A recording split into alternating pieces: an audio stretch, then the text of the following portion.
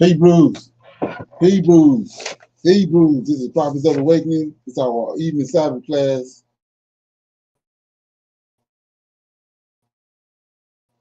The 29th of June with the second book of Ezra. We'll read some pick up from this this morning Sabbath class.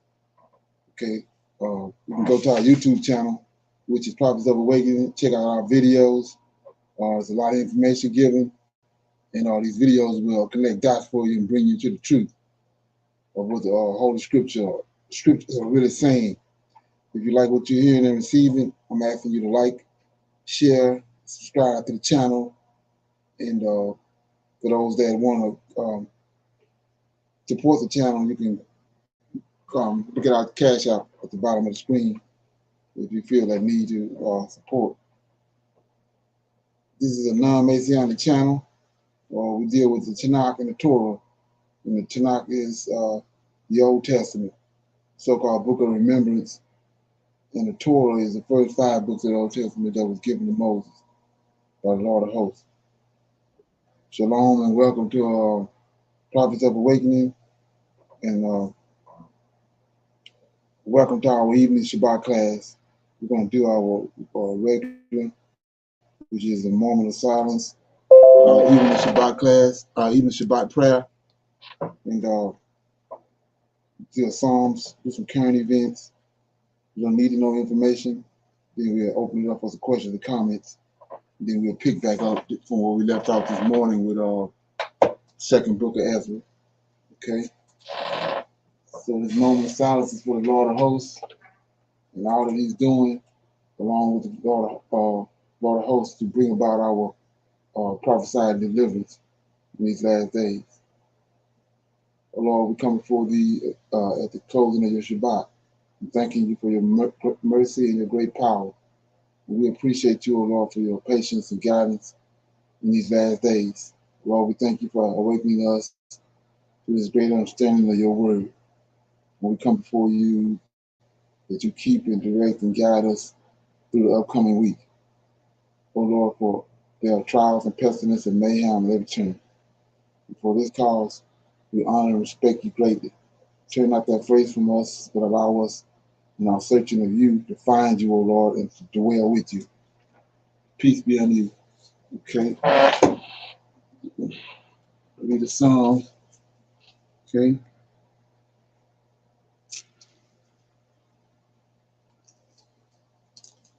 I'll read Psalm chapter 5. Psalm 5. It's a prayer for protection. It's by David, Psalm of David. Give ear, O my words. Give ear to my words, O Lord. Consider my meditation. Hearken unto the voice of my cry, my King and my God. For unto Thee will I pray. My voice shall Thou hear in the morning, O Lord. In the morning will I direct my prayers unto Thee, and I will look up, for Thou art not a God that hath pleasure in wickedness, neither shall evil dwell with Thee.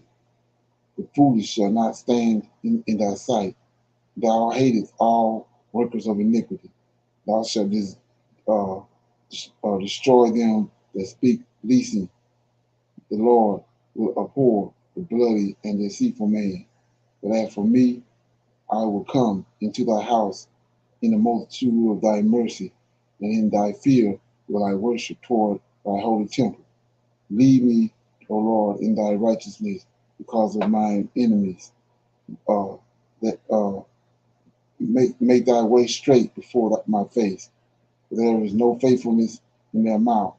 Their inward parts is very wicked. Their throat is an open sepulchre. They flatter with their tongue. Destroy Thou them, O God.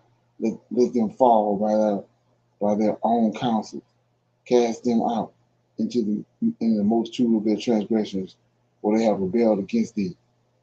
But let all those that put their trust in Thee rejoice, and let them ever shout for joy, because Thou defended them. Let them also that love Thy name be joyful in Thee. For Thou, Lord, will bless the righteous with favor. without come past him as with a shield. So, like I was saying, when you understand who the God of Israel is, um, it's like we did with this morning. We know that the angel of the Lord is the Lord, the angel of the Lord, and Lord of hosts, Michael, the archangel, all the same being. They're the Redeemer. And so one of his characteristics is that he's been, we see the Israelites through the Tanakh requesting these angels' names. So they asking for their name because their name tell you who they are. It's just like fruit and vegetables. We say cabbage. So the name tell you what it is. Tomatoes. So it's the same thing with these angels. They asking for their name because the name tell you who they is. So from out of the gate, in the very beginning, when we understand the creation and everything, in the very beginning, the Creator created an angel, and that angel is overseeing anything that's not right in the Most High creation. That's what he deal with. So when you go back to the Psalm right here, notice who the Psalm is. Who wrote the Psalm is David. So David tells us right here. It gives you the order also. Though people get confused there. It says, "Give ear to my words, O Lord." Right. So he's the Lord. Consider my meditation. Hearken unto the voice of my cry, my King. So he go the King. So what you're looking at is when you see David standing there, the power behind David is Michael, Lord of hosts. So when you see Michael standing there, the power behind him is Yahweh. So when you see David, that's what kind of power you see. And so like Moses said, why you directing all this? Why you like crying and directing all this to me? When you see me, you see him. You got somebody with him. So you'd be crazy as hell to be trying to fight against a man of God. The Most High is sinning. You're going to lose every time. So he says, give ear to my words, O Lord, and hearken to my meditations. Hearken unto my voice, the voice of my cry, my King. David talking, he's the King. And my God. See that? For unto thee will I pray. So notice who he praying, he directs his prayers to. Not to Yahweh, to his King, right? My voice shall thou hear in the morning, O Lord. In the morning will I direct my prayer unto thee. So if that's what David doing, that's what you want to do. Damn what Paul and Peter and them said. So he says, my voice shall thou hear in the morning, O Lord, and in the morning will I direct my prayer unto thee. And I will look up, and thou art not a God. Here it is, check this out. Thou art not a God that have pleasure in wickedness, neither shall evil dwell with thee. So they go right there, telling you who he is. The foolish shall not stand in thy sight. Thou hatest all workers of iniquity. So he hates sin. It's only natural to understand why he hates sin. That's how when he formed. That's his job. To deal with sin. Okay? But as for me, I will come into thy house and into thy multitude of thy mercy, and in thy fear will I worship toward the holy temple. So you don't have no other choice. That this right here goes over a lot of people here. He says, in fear. I fear him. That's not a bad thing, it's a good thing. When you get to the point where you don't fear him, and like I said, he tells you, don't eat no pig, don't eat no hog. Well, how the hell you fear him if you're eating hog? How you fear him if you're not keeping the Shabbat? You know about it, but you decide not to keep it. So you don't fear him. So there's repercussions to that. And so we know that David informed us and told us that I was young when he was a little boy. I knew keeping the sheep. I was young, and now I'm old. Now I know not to go to the right or to the left. Go right down the middle with him because If you don't, you're gonna tap that ass. Simple as that. So let's look at an example of that. Let's get it. Yeah. 2 Samuel, I think it is.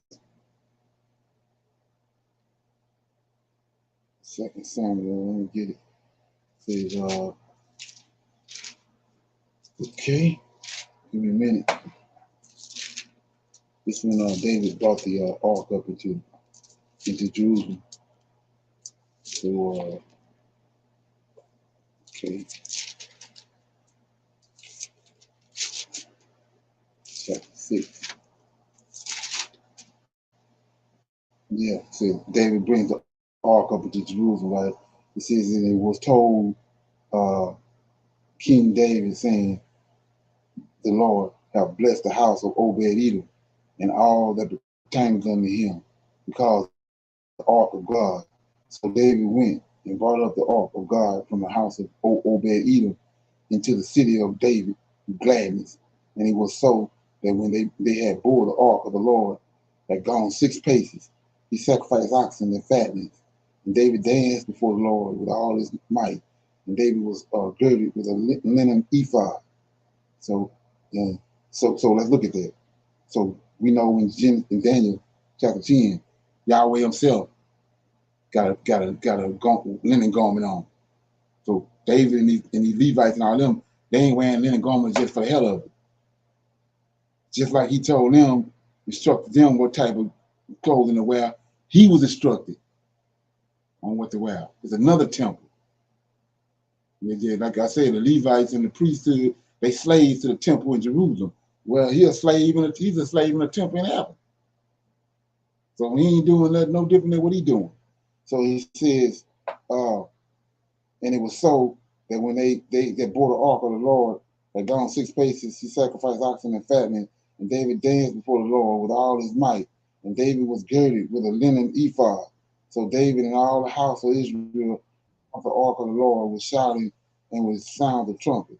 And as the ark of the Lord came into the city of David, Michal, Saul's daughter, looked through the window and saw King David leaping and dancing before the Lord, and she despised him in her heart, right? And they brought in the ark of the Lord and set it in place in the midst of the tabernacle that David had pitched, for it was David's. For it and David offered burnt offerings and peace offerings before the Lord. So let's look at that. I went back. Okay, yeah. Starting at verse 1. And David gathered together all the chosen men of Israel, 30,000, right? 30,000. And David arose and went with all the people that were with him from Baali of Judah to bring up against the ark of God, whose name is called by the name of the Lord of hosts that dwelleth between the cherubim. And they set the ark of God upon a new cart, brought it out from the house of Abinadab that was in Gilead, and Uzzah and Ahud, the sons of Abinadab, drove the new cart, and they brought it out the house of Abinadab, which was in Gilead, according to the ark of God. And Ahud went before the ark, and David and all the house of Israel played before the Lord. So there it go again.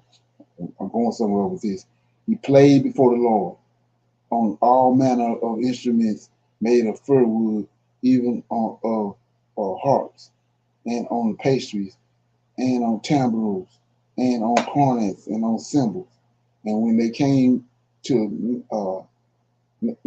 Nacon's threshing floor, Uzzah put forth his hand to the ark of God and took hold of it, and the oxen shook it, and the anger of the Lord was kindled against Uzzah, and God smote him there for his error, and there he died by the ark of God. So we see right here, we keep on telling you, it says, Michal got mad when she saw David. He was dancing out his clothes, right? But the Lord is there. See what it says? It says, verse 10, so David would not remove the ark of the Lord unto him into the city of David, but David carried it aside into the house of Obed-Edom. Okay, so we get over to 17, chapter 6. And they brought in the ark of the Lord and set it in place in the midst of the tabernacle. And David had pitched it for, and David offered burnt offerings and peace offerings before the Lord. So see right there, he there. So when Jeremiah tell you, he was telling the people in Jerusalem, go on, you know, what I'm telling you, I received it before the Lord. The message I got it before the Lord. So what is he saying? He's standing before the Lord. So right here, they bring the ark in, but the Lord there with it. He with the ark. And David see him. He dancing for him. So how we know that? It says in verse 8, and verse 6, and when they came to the Nathan's threshing floor, Uzi put forth his hand to the ark of God and took hold of it, which is a no-no, for the oxen shook it, and the anger of the Lord was kindled against Uzi, and God smote him there. For his error, there he died. So he right there. Like I said, he got a sword, but it ain't that damn long. He can't kill him all the way from heaven. So you gotta understand you right there. And this is where the problem come in with people because of the New Testament. So he smarted, he right there. And he told him before they started, he told David, don't nobody touch his arm. He right there. So Uzi reached out and touched it, and he killed him. It's a way to kill a person in Israel, through the fifth rib. So he got a sword. So David saw that. So this ain't the same God that these Negroes waiting on, who they think is they're gonna deal with. So he killed Uzi right there in front of David. So then look what David do.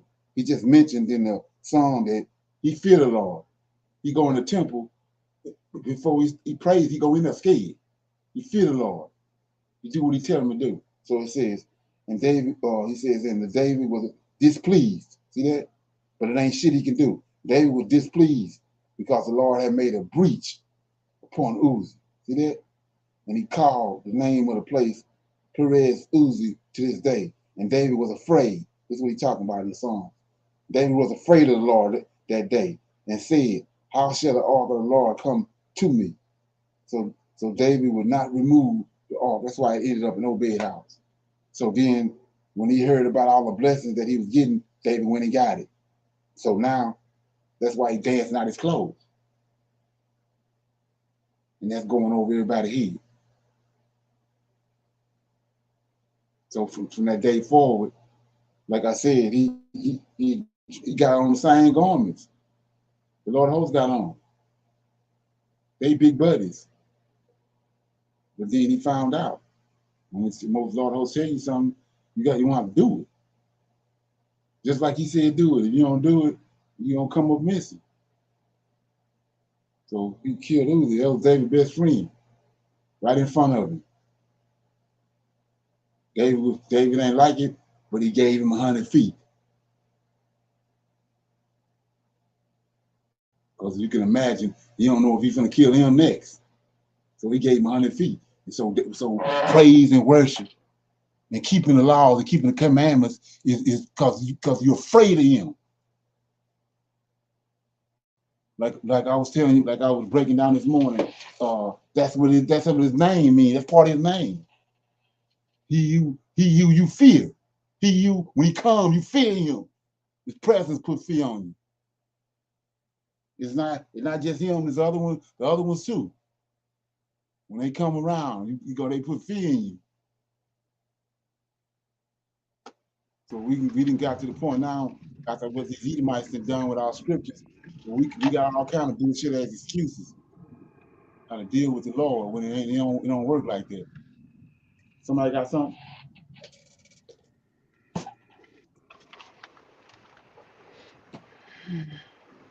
Somebody had something? Oh, yes, sir.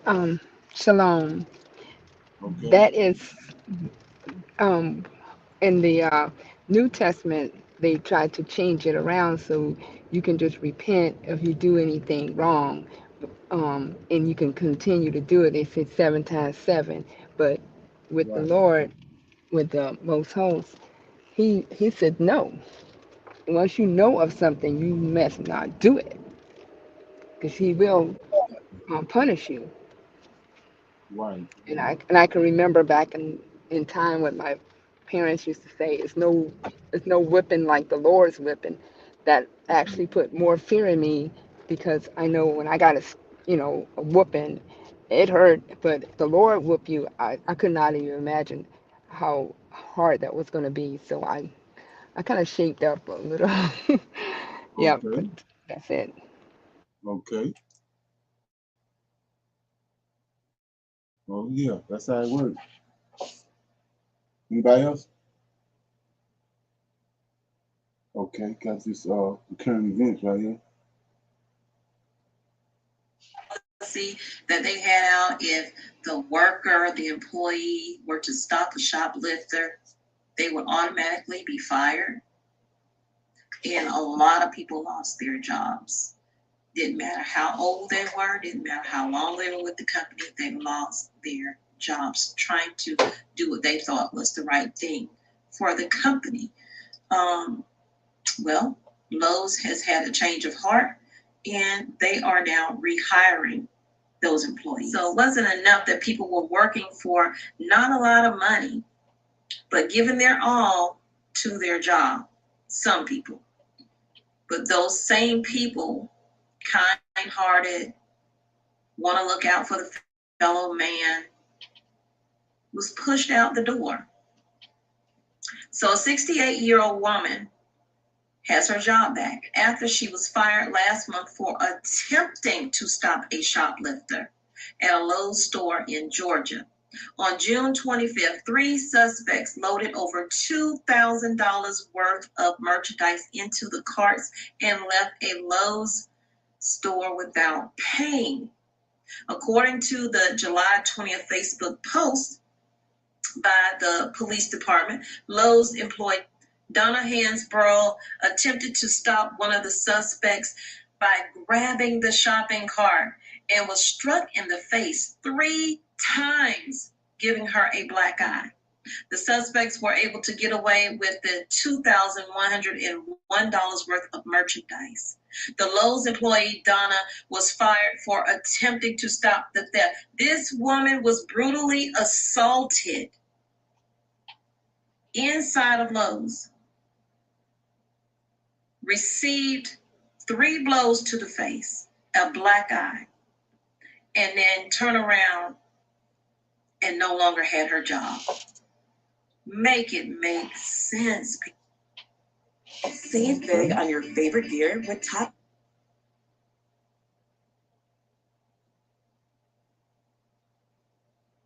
5% off Under Armour to get people. In a statement, Lowe's said that Donna's action grabbing the car was a violation of their policy, and Donna was terminated as a result. Donna had worked for Lowe's for 13 years. This is a 68-year-old woman who still has to work because probably Social Security is not paying enough. So she's being brutalized in that aspect financially. Now she's humbled herself and she's working at her age to support herself. She decides, hey, I see something happening, I'm going to stop it. Whether you feel it's right or wrong, y'all let me know in the comments. She did, and she was assaulted. She was assaulted by Social Security. She was assaulted by the criminals. She was assaulted by Lowe's. Now they're trying to correct their wrongdoings. Lowe's said in a statement that they had hired or rehired Donna after senior management became aware of the incident. Now, mind you, this is July. This happened in June. And spoke to Donna. We are reinstating her job, and we are pleased that she has accepted the offer to Lowe's. Okay. Anybody got any comments on that? Anybody heard anything about that? No, sir. Shalom. No, sir. I haven't heard about it, but I also used to work for Home Depot and Walmart, And So, back when I did, they wanted you to make sure you, um, stop that person from stealing and pull on them or pull the cart, you know. And they said if they get so far out of the parking lot, they can't do anything about it. They used to have so many undercover security people doing those things. Now they're letting their employees know that everything in that store has been um, insured and it's okay. But I believe that the older lady, being that she, in her consciousness of knowing right from wrong, just like she said, she could not just let that person get by. And it seemed like she was going to be doing an injustice of someone stealing and turning her self away from what she saw was going on. okay. Anybody else? Yeah, I see. I see. I noticed that when she first started talking, she said that Lowe's and Walmart got a policy not to not to engage the customers when they are shoplifting. So she turned around and she engaged them. But this the thing to me was it's like I mean you got hired. They told you not to engage. So to me it's like I mean when back in the day it was you had the field slave and the house slave and you come into the house and he's tell you the boss sick and he said me and the boss sick. It ain't just the boss sick when he's sick too. So it's just the same thing with that. It seems as if they told you don't engage you, and evidently, these shoplifters, they know the rules and regulations. So they know the policies that they don't supposed to engage you. So that buy them time to do whatever they have to do, and then to see her running and grabbing them and knowing what the policy is, you know, that's the way I see that. Well, I worked at Walmart. And so yeah, so I see I can see that. They already understand that the for our customers, the workers, they have no business engaging the customers when it comes to, uh, when it comes to that. Because I know of a bunch of cases where the thief or the shoplifter ended up getting paid because somebody came at them and they end up suing Walmart and they were shoplifting out of Walmart and they end up having a payday. And my thing is this: if it's a shop, if they got three carts, right? They shoplift and they got three carts and they running out the store. How you know the amount? She said like three times 2,000, $100 and some dollars. How you know the amount? Ain't that something? Yes, sir. 'Cause it sometimes they may be getting a kickback. Let the some of the managers may say, "Go ahead, come on in here, take this here." They're not going to stop Right, you. right. Just go. Absolutely. We don't Right, know what's behind the scenes, but just like that right, older exactly. lady, she was in that mindset, which again is not. Right, They're not paying her enough to right, even do anything. I don't think she right. was getting paid Let them enough for go. all that. And Let to them go. even And lose, then she could have. you ain't old enough either. You're too old. Yes, sir. Let them go. You ain't getting nothing out of It it. Is was that not going something? to award her. That's right. She could lose her life because they could have hit her and she fell and bust her head and she Right. would have been gone, or paralyzed. And Exactly. then what she can do from there? It's a Exactly. lot. Is that something? Yeah, we got Yes, some more sir. parents. Yeah. In African nations to strengthen trade and investment ties around food provision, fighting terrorism, and improving security and boosting agriculture, among others. The Kremlin says it has also settled 90% of some financial agreements and obligations. Isabel Nakiria has more. Russia says it's opening up new grain routes to ensure food reaches Africa on time. so that grain trading is not dependent on the UK and US insurance companies, who may be unable to insure ships traversing the Black Sea now that Russia's withdrawn from the grain deal. One of the options being considered is exporting directly to Turkey with payments managed by Qatar. Russia exited the Black Sea Grain Initiative earlier in the month, saying neither it nor Africa was benefiting. The first shipments of 50,000 tons of grain will go to 6 African countries. But the UN Secretary General Antonio Guterres hit back at Russia's offer, saying a handful of donations to some countries won't correct the dramatic impact of the grain deal's collapse. While South Africa isn't one of the recipients, its delegates are optimistic about what's been offered at the summit. I've witnessed the contracts being signed for real. I witnessed the Russian delegations, most of them saying, when can we start work? Russia has also written off $23 billion of Africa's debts, saying it's eager to grow business. So what got my attention on this video right here was that this morning I played a video and it said that last year, in 2019, they had the first Russian-African summit, and 43 African nations showed up out of 49. And this year only 17. And so on this video, it tells you at the African summit, Putin made a deal with 17 African countries to get them free grain. So the ones that didn't show up, they're not benefiting from it. So the 17, that's the 17 that showed up. I thought that was kind of interesting. Yeah. So anyway, with that being said, I was going to go to some need to know information. Okay. Check this out.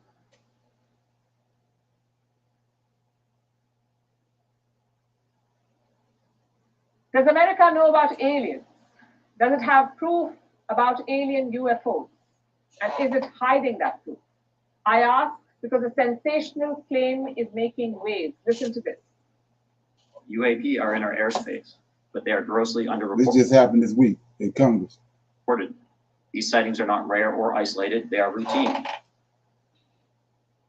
UFOs are real, he says, and no, this is not from a Hollywood film. This happened in the US Congress. This claim was made by a group of lawmakers.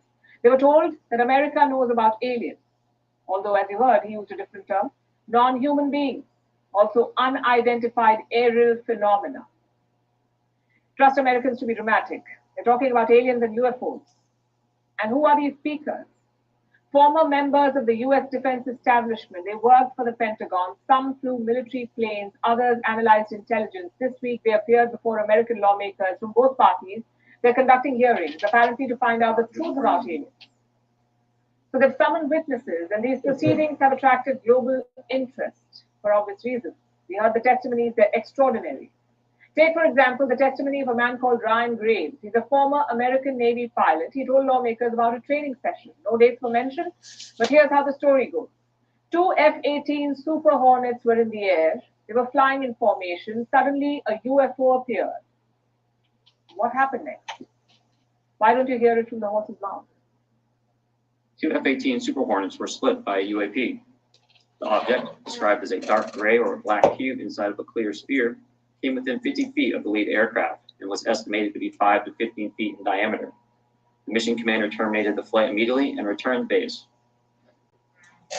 He says UAP, as unidentified anomalous phenomenon, what's more commonly called a UFO, unidentified flying object. So what happened after the pilots returned? Graves told American lawmakers that a safety report was submitted, and that's the last that he heard of it. He doesn't know if any action was taken on that report. But this is just one story. Apparently, there were more encounters and more mysterious events. Our next account is from a man called David Frammer. He's a retired US Navy commander. He too delivered a testimony. Frammer was once flying an F-18 jet, and he noticed something strange. As we looked around, we noticed that we saw some whitewater off our right side. It's important to note that the weather on this day was as close to perfect as you could ask for off the coast of San Diego. Clear skies, light winds, calm seas, no whitecaps from waves. So the whitewater stood out in the large blue ocean. All four of us, because we were in F-18F, so we had pilots and Wizzo in the back seat, looked down a small, solid white tic-tac object with a longitudinal axis pointing north-south and moving very abruptly over the water like a ping pong ball.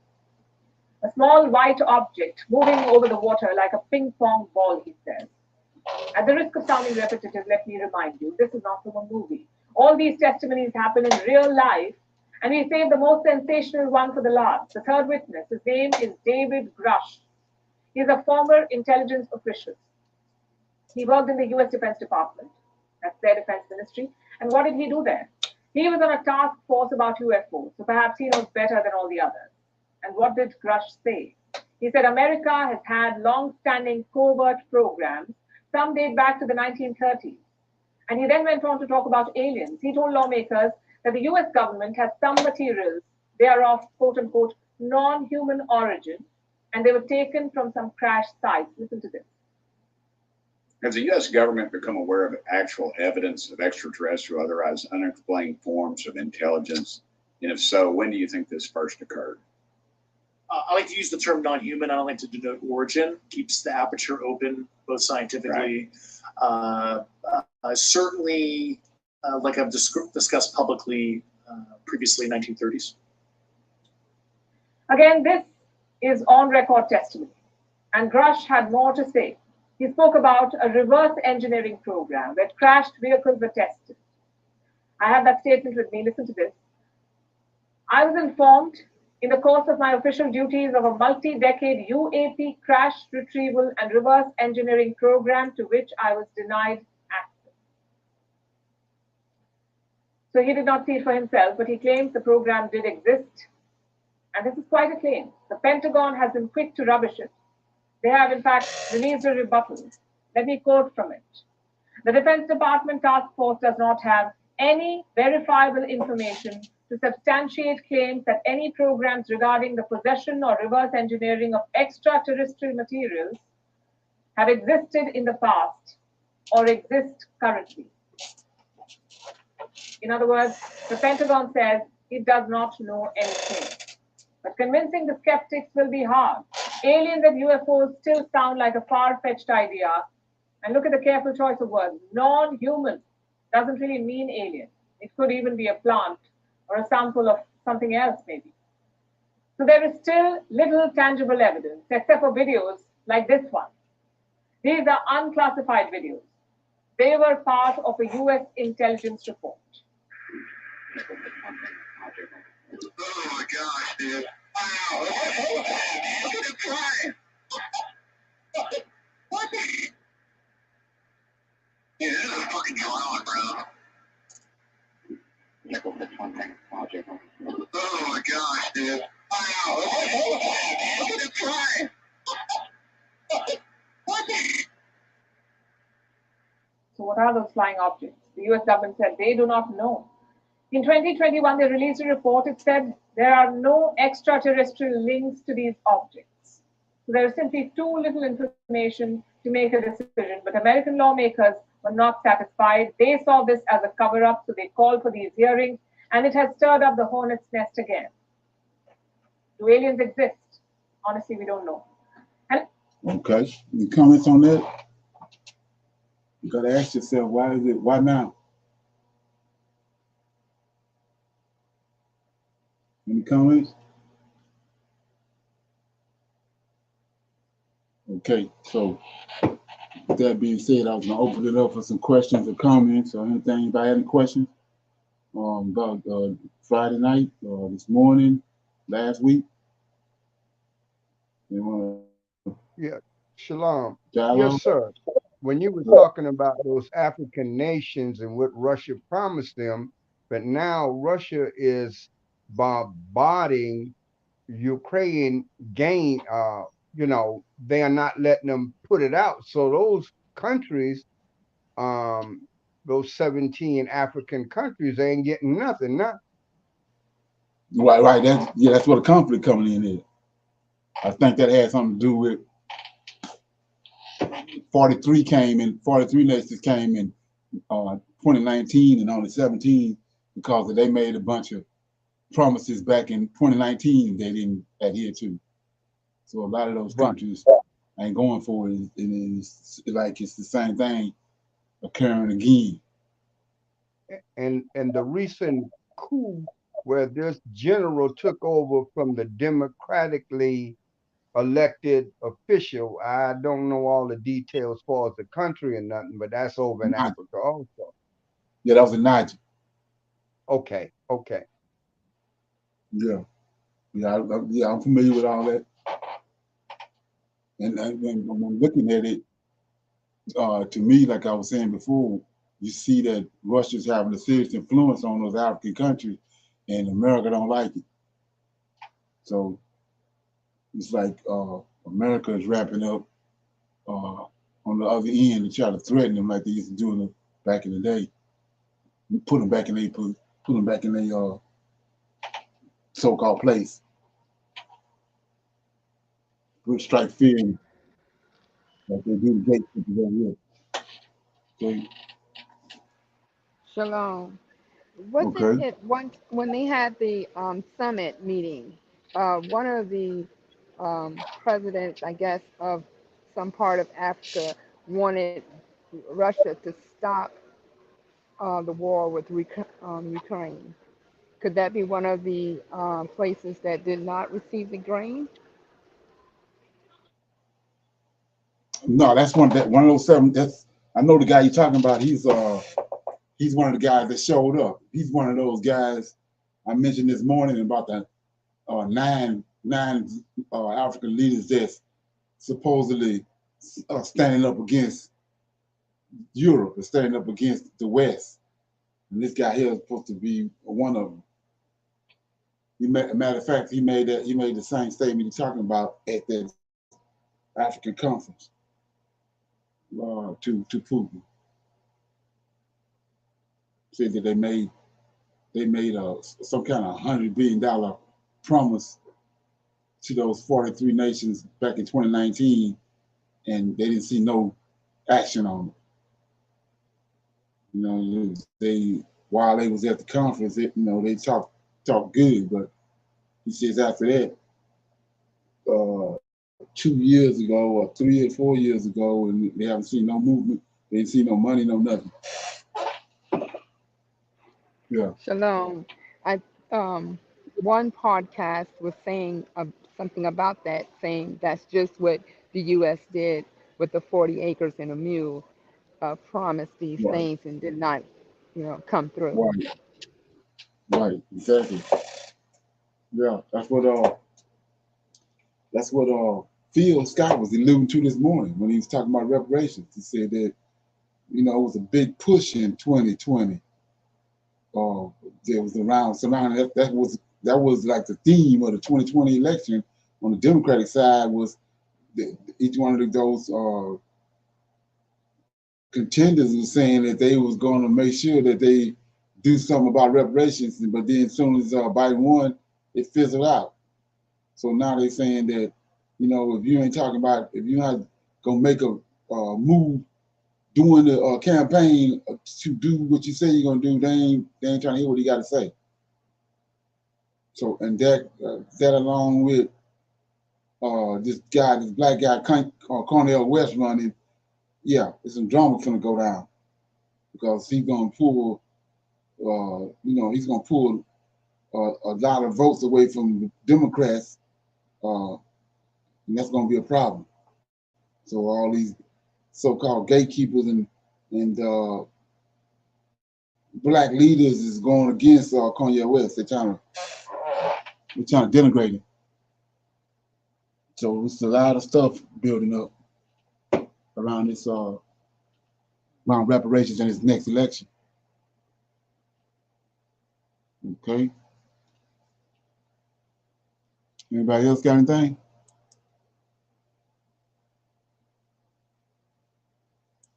Okay. So with that being said, somebody else got something?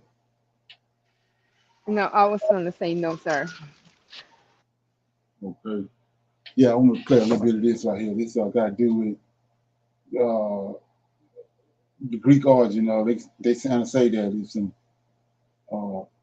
in the story with the creation story in Genesis. Some of it is tied to Greek origins. Let me get this.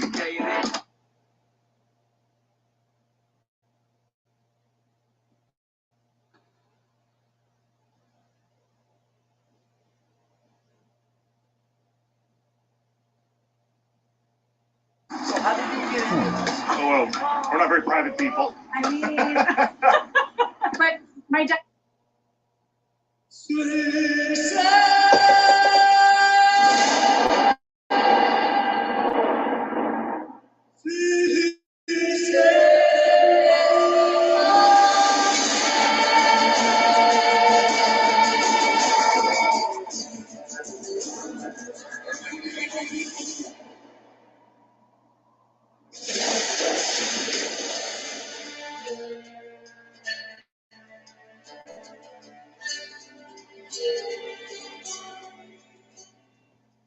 Get ready for a mind-bending journey, because this video is about to challenge even the most serious seekers of knowledge who yearn to unravel the creation accounts in Genesis.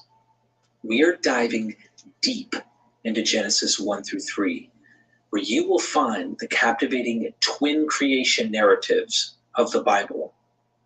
My last video on Genesis 1 through 3, we showed potential mythical antecedents to the Enuma Elish, Epic of Gilgamesh, Atrahasis epic, Song of the Hoe, and I'm talking about an instrument that is used in agricultural farming, and several other Mesopotamian connections, but there may be better parallels to the Greek world.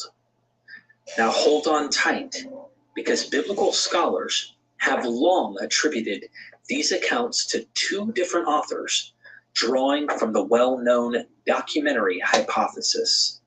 In the first account, Genesis 1, we witness the awe-inspiring creation of the heavens and the earth emerging from a primordial chaos, all meticulously laid out within the span of 7 days. This narrative prominently features the name Elohim, representing God in the P or priestly source. But then the plot thickens as we shift gears to Genesis 2 through 3, transporting us to the enchanting Garden of Eden. Here, we encounter tales of animal and human creation, the fabled tree of knowledge of good and evil, and the origin of sin and death. Notice how everything is initially crafted as very good in Genesis 1, only to watch and witness the entry of sin and death into the world in Genesis 2 through 3, all attributed to a deity with a different name. Isn't that intriguing? It bears a striking resemblance to Plato's creation accounts, and we'll delve into that connection together, so brace yourself.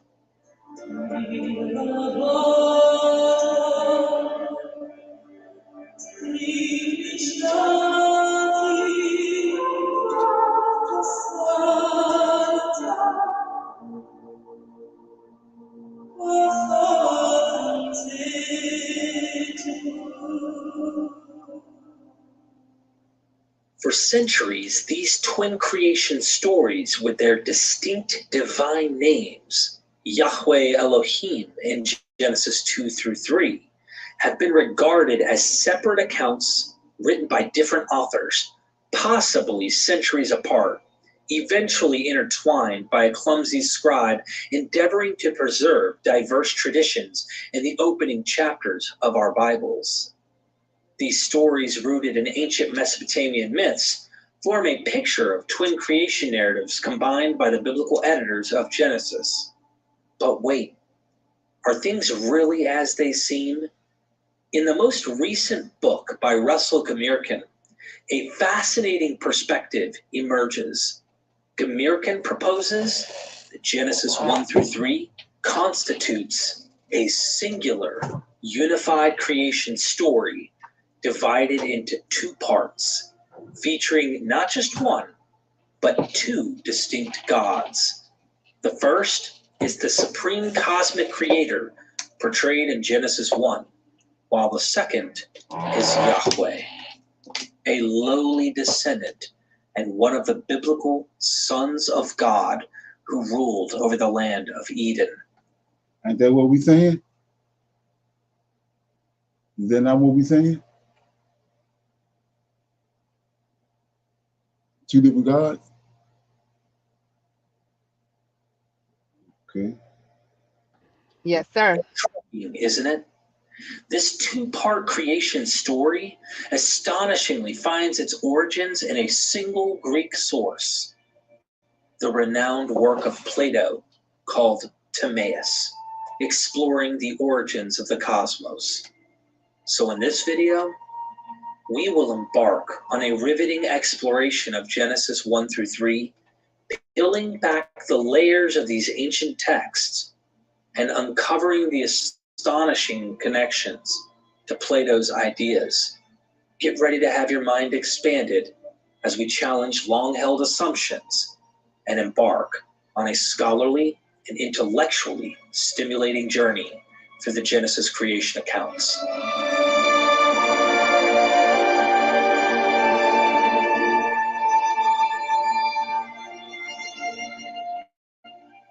Russell Gamirkin's revolutionary approach to the origins of the biblical text is anything but conventional. How can we deliver energy to a world that can't stop? Ongoing energy access is essential for people. While most biblical scholars focus solely on ancient Mesopotamian sources, Gamirkin takes a bold leap and looks at the Greek sources as well. Yes, you heard that right. Greek sources. Why limit ourselves, right? Here's the thing. The earliest textual evidence for the Old Testament or Hebrew Bible emerges quite late, in the 3rd century BC, after Alexander the Great's conquest during the Hellenistic era. And during this time, the Jews had access to a treasure trove of Greek literature in the illustrious library of Alexandria. There we go. So why not entertain the notion that the Bible might have been written as late as the Hellenistic era, drawing from Greek sources? Why should we turn a blind eye to the vast realm of Greek literature? It's time to expand our horizons. Over the years, I've had the privilege of interviewing some of the world's foremost experts in biblical studies, and an intriguing trend has emerged on the horizon. Archaeologist Jonathan Adler, renowned for his work on the origins of Judaism, has unearthed concrete physical evidence suggesting that this religion didn't truly flourish until well after the Hellenistic period, Exactly. specifically during the Hasmonean dynasty Right. and beyond. Adler makes a compelling point. There is a lack of archaeological evidence supporting the practice of the religion described in the biblical corpus by Jews or Israelites during the periods written about in this literature. In fact, he has said something like, there is zero evidence to suggest Jews were practicing this religion before the 2nd century BCE. He's open to being challenged, but the strong evidence points in his favor, as we do find ample evidence emerging during the 2nd century BCE, after the Hasmonean dynasty. Mark my words, more scholars will increasingly embrace the idea of Hellenistic composition for the Bible in the coming years. This is my prediction. I can see the writing on the wall. So while Gamirkin examines both ancient Mesopotamian sources and relatively recent Greek sources, it's the Greek parallels that often prove to be more captivating and persuasive. And what better example to illustrate this than the biblical creation stories themselves? Consider the creation account of Genesis 1. Gamirkin notes that creation myths from ancient Mesopotamia, and even many from the Greeks, are of 3 major types: So let's go over them.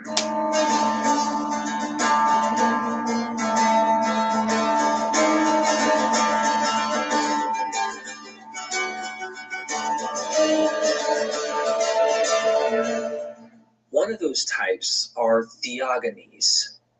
In the world of theogonies, we encounter texts that explore the origin of gods, depicting their genealogy, birth, and divine lineage.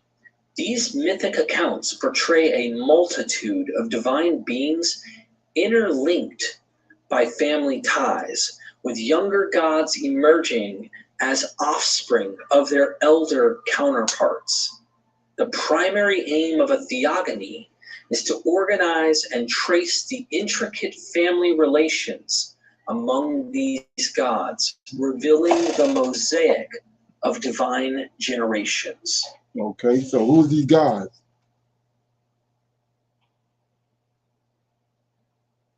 Can anybody answer that? Zeus? What did Enoch tell us?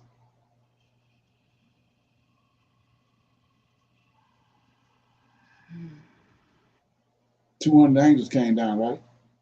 Oh, yes, sir. And they fathered these children. This is what they got the history on all this. That's how they know who's who. They got all the records on all this. Well, just like you got houses and men in Israel, and the Most High dealing with each house. Each man has his own house, his own lineage. But these 200 angels got a lineage, and that's my thing about the New Testament. So the New Testament is that Jesus came and died for all the men on earth. Well, what about all these people here in these lineages with these fallen angels? He said he came and died for all, all blood, all mankind. That's a lie. That killed the story right there. If you pay attention, he came and died for these people here that the Most High got a problem with. Yes, sir. The Nephilims. Yeah, they men though. Yes, sir. So he came and died for all men. Everybody, these right here, people here, ascended from Adam. That's a lie. They ain't ascended from Adam. He said he came and everybody ascended from Adam. No, everybody didn't ascend from Adam. And so this is the reason the Book of Enoch is not in the scriptures, because they don't want you to know this side of it. They don't want you to know that this DNA is on the planet. And they tracing it. This is where you get the people over in Great Britain, Queen Elizabeth and all them. They supposedly got a divine right to rule like they doing because they ascended from these people here. Okay. I'm gonna play a little more of it. One of the earliest, most if you want to watch it, it's a shocking Greek origins to Genesis. renowned and authoritative theogonies preserved in written form is Hesiod's Theogony, which dates back to around 700 BCE in ancient Greece. However, the concept of anthropomorphic family groups of gods extends far beyond Greece, Right. spanning across various civilizations in the ancient Near East. In Egypt, we witness the portrayal of gods in anthropomorphic family structures as exemplified in Plutarch's work on Isis and Osiris. Babylonia represents its own version of divine lineage in the Enuma Elish, while Assyria depicts these dynamics through the Assyrian redaction of the Enuma Elish, featuring Ashur as the replacement for Marduk. The Hurrians and Hittites contribute to this rich tradition with their Epic of Kumarbi, and the Phoenicians, as evidenced by Philo of Byblos, add their unique perspective. The Canaanite Ugaritic texts of Ras Shamra, particularly in the Baal cycle, explicitly reveal similar themes of divine family connections. Notably, the Canaanite tradition of El and his 70 sons directly influences the biblical texts. Here, the God of the children of Israel is often associated with either El, the ruler of the divine council, or one of El's sons. These echoes of divine familial relationships resonate throughout biblical narratives. For further exploration and detailed sources on the topics discussed in this video, I recommend referring to Gomirkin's book. It serves as a valuable resource shedding light on the origins and interconnectedness of these ancient texts.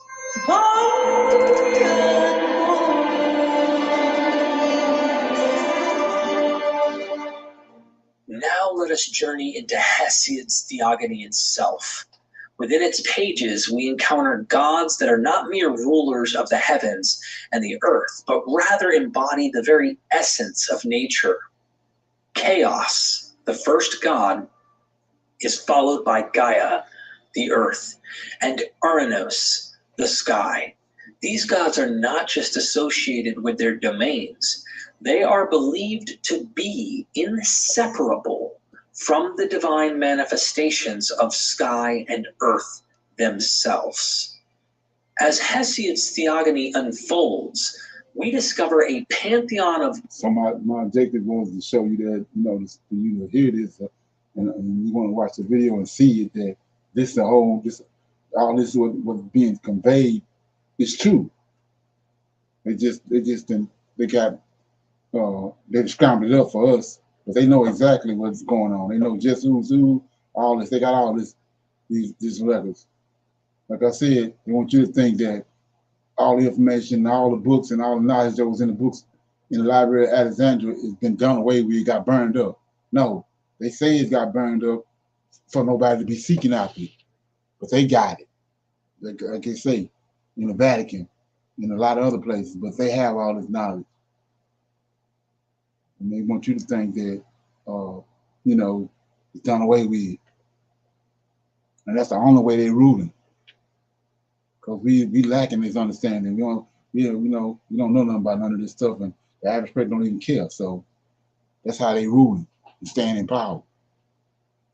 Keeping us in the dark and, beating us with, like I said, from the time you're born until you get 18, as a program you go through Head Start, then you go to 12 years in school. After you get out of high school, you're pretty much a robot, because everything you got is what they gave you, with the way you think. Okay? Any comments? Yeah. So, so when you were speaking on how they're doing it, I'm thinking that being that they have all the history, the books, they see that it's coming to forward, so they have to try to change it and stop it as only way they think they could, and continue to brainwash the people, and that way they won't recognize the comings happening. Exactly. Right. Yeah, like I said, a lot of things that we read over in the scriptures, it's actually prophecies. They're prophecies, but we don't have a clue. Like for example, see me going to Isaiah 44, 1-5. That's a prophecy. He said that he's gonna wake us up. Like I said, it's no way to explain, after all that's happened to us from the time of the transatlantic slave trade and all the things that befall us over here, that we would wake up and like we do and turn into the Old Testament. That's totally supernatural. You got other races of people, they lost their culture and that's it. They do. And not only that, they done bred out of their culture. So this what's happening with us make no sense. It's not natural. It's supernatural. Well, we got people starting to wake up now, finding out all this information, ancient information that was hidden, and finding out who we really are, and waking up and going to the Old Testament. It made no sense, but it was prophesied. Okay. Yeah. Anybody got anything on that? I'm gonna read, pick up and read a little bit out of Second Ezra before I close out. So it says, I'm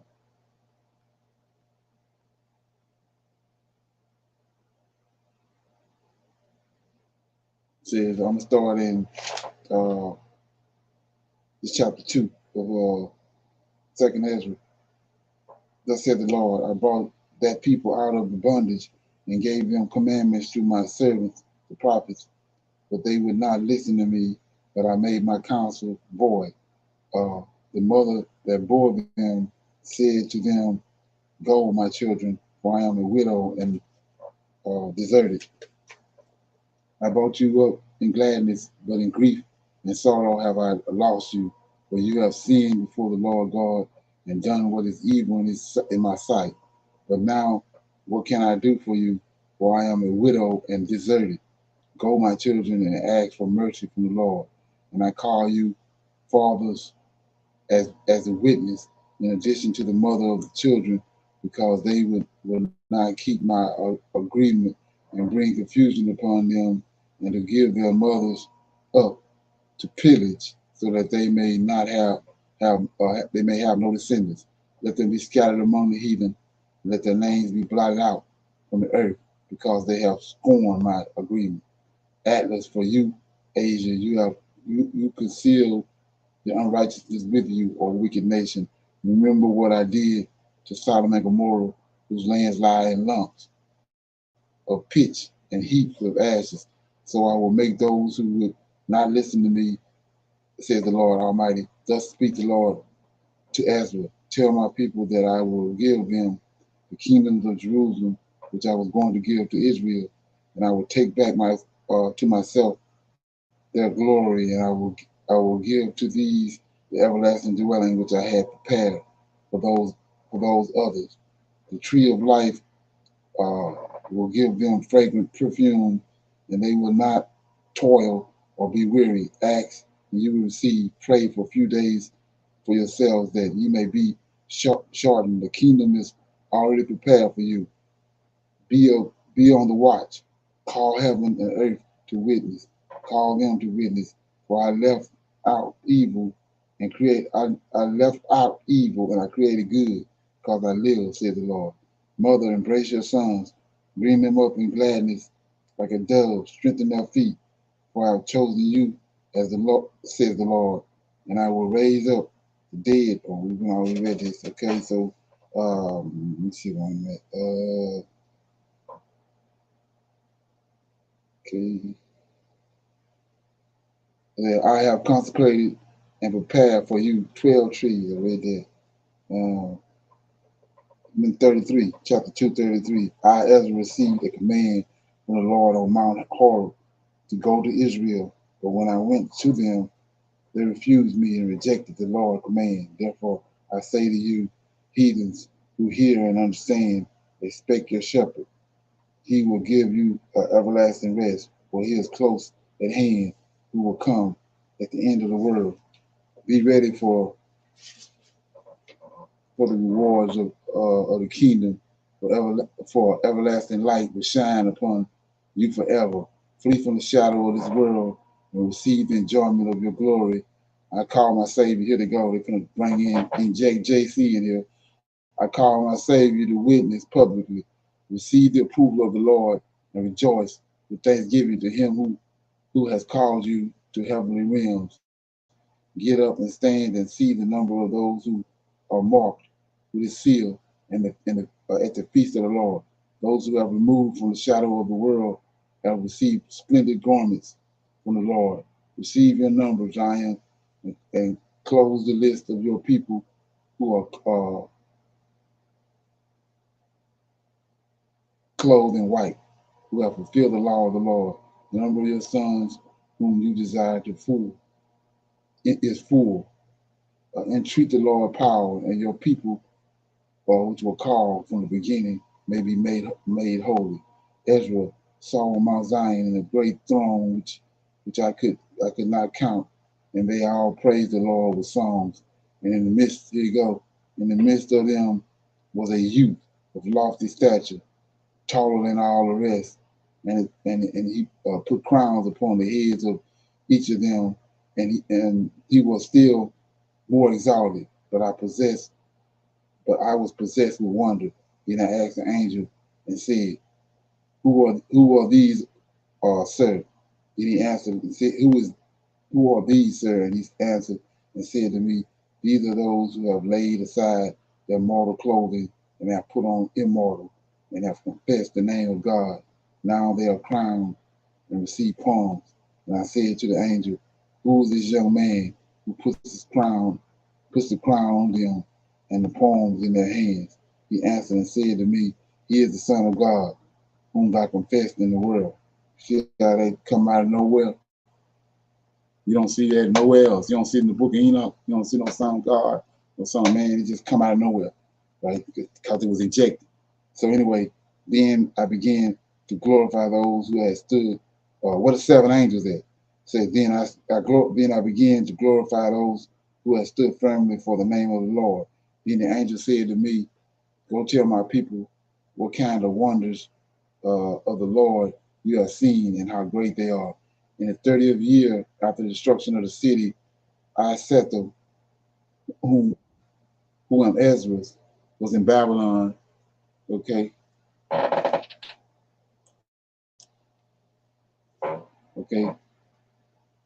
say in the 13th year after the destruction of the city, Isethel, who Ezra was in Babylon, and I was troubled as I lay on my bed, and my thoughts filled my mind because I saw the desolation of Zion and the wealth of those who lived in Babylon. And my spirit was agitated, and I began to utter devout words to the Most High. And I said, O sovereign Lord, was it not you who in the beginning, when you formed the earth, and all along too, spoke and commanded the dust, and when he gave you Adam, a dead body, but he was both himself, a formation of your hands, and you breathed into him the breath of life, and he was made alive before you, and you laid him into the paradise. You led him into paradise, which was with your right hand, planted before the earth appeared, and you enjoined upon him your own concern, and he transgressed it, and you immediately ordained death for him and his peoples. And there sprang from him nations and tribes, people and clans without number. And every nation followed its own will and behaved wickedly in your sight. And you did not hinder them, but again in time you brought the flood upon the inhabitants of the world and destroyed them. And the same fate befell them. As Adam experienced death, they experienced the flood, but you left one of them, Noah, with his household, all the upright people that were descended from him.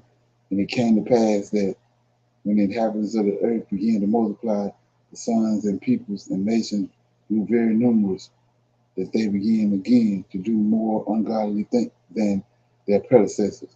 And it came to pass that when they did what was wrong in your sight, you chose for yourself one of them, whose name was Abraham, and you loved him, and to him alone you revealed the ends of the time secretly at night. And you made an everlasting agreement with him and told him that you would never forsake his descendants. And you gave him Isaac, and to Isaac you gave Jacob and Esau. And you set Jacob apart for yourself, but you cut off Esau. And Jacob became a great multitude. And it came to pass when you led his descendants out of Egypt that you brought them to Mount Sinai, and you bent the heavens and shook the earth and moved the universe and made the deep tremble and disturbed the world. And your glory passed through the four gates of fire and earthquake and wind and cold, so that you might give the law to Jacob's descendants and your commandments, your command to the posterity of Israel. Yet you did not take from them their wicked heart, so that your law might bear fruit among them. For the first Adam, burdened with wicked heart, transgressed and was overcame, as were also all who descended from him. So wickedness became permanent, and the law was in the heart of the people with an evil root. And what was good departed, and what was evil remained. So the time passed, and the years came to an end, and you raised up for yourself a slave named David, and you told him to build a city to bear your name, and to offer to you offerings on your own in it. This was done for many years. Then those who lived in the city sinned, acting in all respect just as Adam and his prosperity done. They too had the wicked heart, and you delivered your city into the hands of your enemies. Then said I to myself, do these who live in Babylon do any better? And is it on this account that she has conquered Zion? For it came to pass when I had come here, then I saw acts of ungodliness without number, and in this 30th year my soul saw many sinnings, and my heart sank, for I have seen how you bear with them when they sin, and have spread those who act wickedly, and have destroyed your people, and preserved your enemies, and you have not shown anyone at all how this way should be given up. Does Babylon do better deeds than Zion, or has any other nation known you except Israel? Or what tribes have believed your agreement like that of Jacob?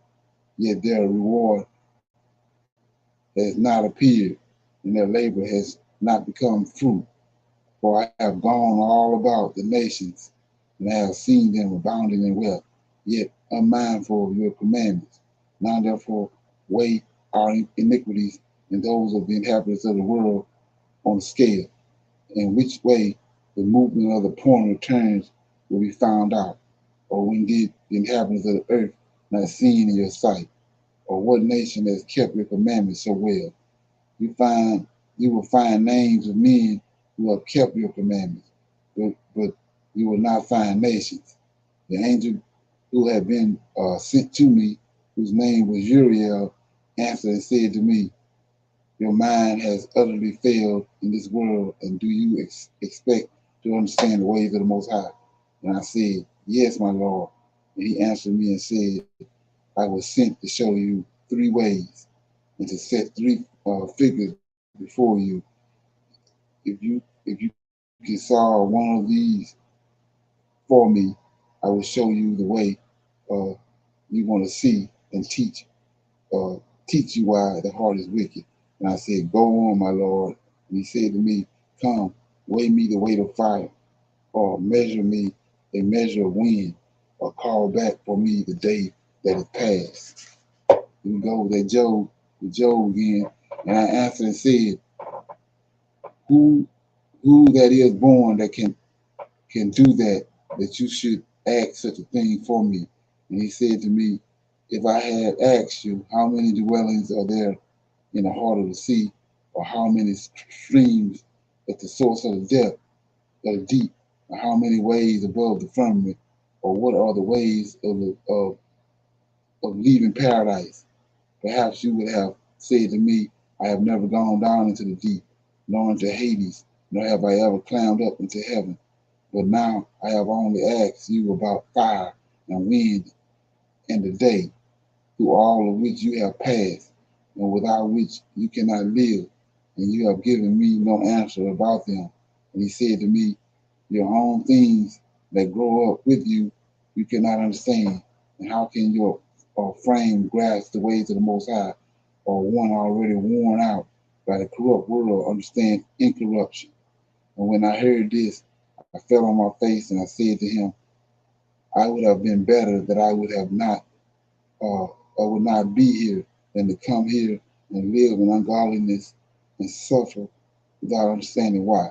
And he answered me and said, I went to a forest of trees of the field, and they took counsel and said, come, let us go and make war on the sea, so that it may retire before us, and we may make more forest for us.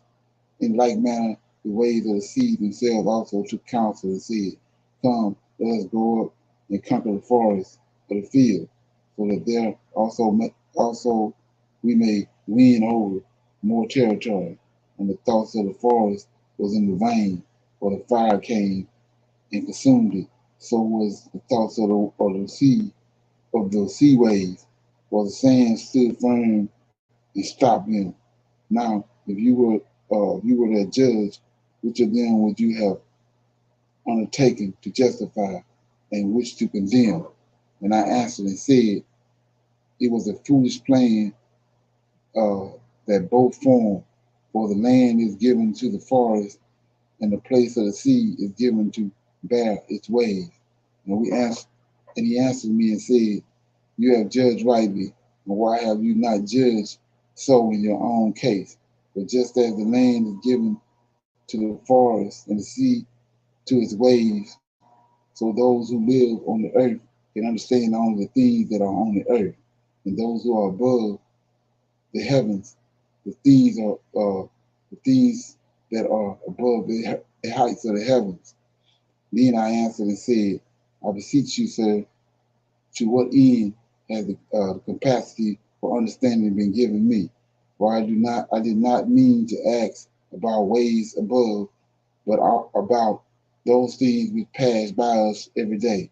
Why Israel is given up to the heathen in disgrace. The people whom you love are given up to godless tribes, and the law of our forefathers is made to no effect, and the written agreements are no more. For we pass from the world like locusts, and do not deserve to obtain mercy. But what will he do for his name by which we are called? It is about these things that I have asked. And he answered me and said, if you live, you will see. And if you survive, you will often marvel. For the age is hurrying fast to its end. For it will not be able to bear the things that are promised to the upright in the appointed times. For this age is full of sorrow and wickedness. For the evil about which you ask me is sown, but the harvest of it has not yet come. So unless what has been sown is reaped, and unless the place where the evil was sown passes away, the field where the good is sown cannot come. For a grain of evil seed was sown from the beginning in the heart of Adam, and now much ungodliness uh, it has produced. Okay, okay, it has produced up until this time, and will produce before the judgment comes. Estimate yourself how great a crop of ungodliness a grain of evil seed has produced. And when ears without number are sown, how great are the threshing floor they will inevitably fill. And I answered and said, you know, yeah, I answered and said, how long and when shall this be, while our years few and evil? And he answered me and said, you cannot hurry faster than the Most High, for you hurry for your own self, but he who is above hurries for many. Did not the souls of the upright ask about these things in their wombs, saying, how long must I hope thus? And when will the harvest of our reward come? And Jeremiah, the archangel, answered them and said, when the number of those who are like you is complete, for he has weighed the world in a balance, and has measured the times with a measure, and carefully counted the hours, and he will not move or disturb them until the prescribed measure is reached.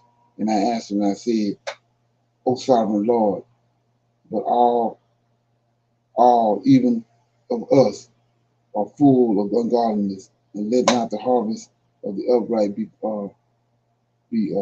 perchance kept back on account of the sins of those who live on the earth.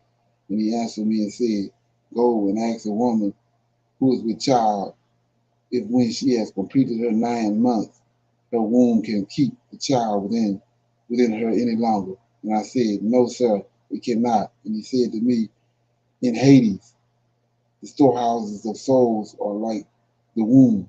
For just as a woman who is bearing a child make haste to escape the inevitable birth, so do the places also make haste to give up those things that were entrusted to them from the beginning. Then those things which you desire to see will be disclosed to you. And I answered and said, if I have found favor in your sight, and if it is possible, and if I am fit for it, show me this also, whether there be more to come than is past, or greater parts has gone by us. For what is past I know, but I do not know what is to come. And he said to me, stand at my right hand, at my right, and I will show you the meaning of all the figures. And I stood there and I looked, and behold, a burning furnace passed before me. And it came to pass when the flame had gone by that I looked, and behold, a smoke remained. And after that, a cloud full of water passed before me, and stormily sent down a heavy rain. And when the rainstorm had passed, the drops remained in it. And he said to me, consider yourselves, for as the rain is more than the drops, and the fire is more than the smoke, so the quantity that has passed has far exceeded, but the drops of the smoke remain. Then I prayed and I said, do you think that I should live unto that time? And he answered me and said, about the signs of which you asked me, I can tell you of them in part, but as your life, I was not sent to tell you, but I do not know. So that was Second Ezra chapter 3, and let me see, chapter 2 and 3. Okay. Any comments on that? Like I said, you can see when the Greeks and the Romans come in, like they did in Job. You know, they start talking stuff that, you know, they have no meaning. The Most High don't. We see the angels don't talk. They don't talk like that. I mean, because it's not, you know, it's not secrets. Like I said, when you say he had a son hidden in the bosom, but you got Adam, Seth, Canaan, Lamech, Enoch, all them. He dealing with them. He walking with them, talking with them, but never tell them he got a son. There's a son up there. There's a son hidden. Nobody don't know. They ain't how to create a word. Same way with this. This is a prime example how to rightly divide in the scriptures. When these people injected what they want in, and when they have it. After a while of studying and reading this and you know, building the foundation on it, you can rightly divide when they come in with some bullshit. Any comments?